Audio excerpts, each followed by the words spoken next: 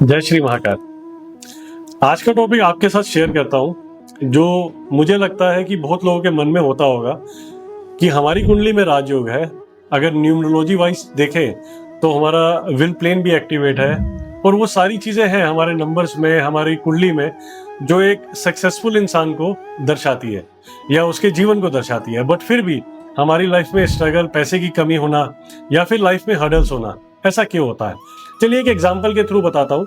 कल ही एक जगह मैं वास्तु करने गया, सेम कंडीशन, उनकी भी कुंडली में राजयोग, उनके भी नंबर्स बहुत ही अच्छे, बिजनेस बहुत ही अच्छे बता रहे थे उनके नंबर्स। बट फिर भी उनका एक ही सवाल कि मेरा बिजनेस नहीं चल रहा।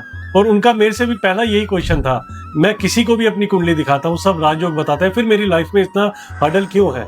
मैंने जब उनके घर का वास्तु किया तो मैंने पाया सिंपल था, नॉर्थ वेस्ट से लेकर नॉर्थ ईस्ट तक उनके घर में क्लटर भरा हुआ था, मशीनरी हैवी भरी हुई थी। हमारे घर का जो हिस्सा सबसे लाइट होना चाहिए वो उन्होंने सबसे ज्यादा हैवी किया हुआ था। खराब मशीनरी, मतलब आप समझ लिए सारी वेस्टेज ही घर की वहां पे थी। इवन उनका टॉयलेट भी टच हो रहा था नॉर्थ ईस्ट से।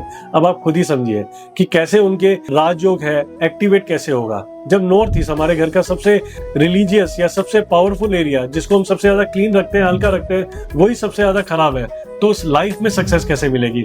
ये चीज आपको भी जानने की जरूरत है। कई बार हमारी कुंडली तो हमारे को बताती है कि हमारे कुंडली में राज हो गया, हमारी किस्मत बहुत अच्छी है, बट कई बार घर की एनर्जी उसको लॉक करके रखती है। जय श्री महाकाल।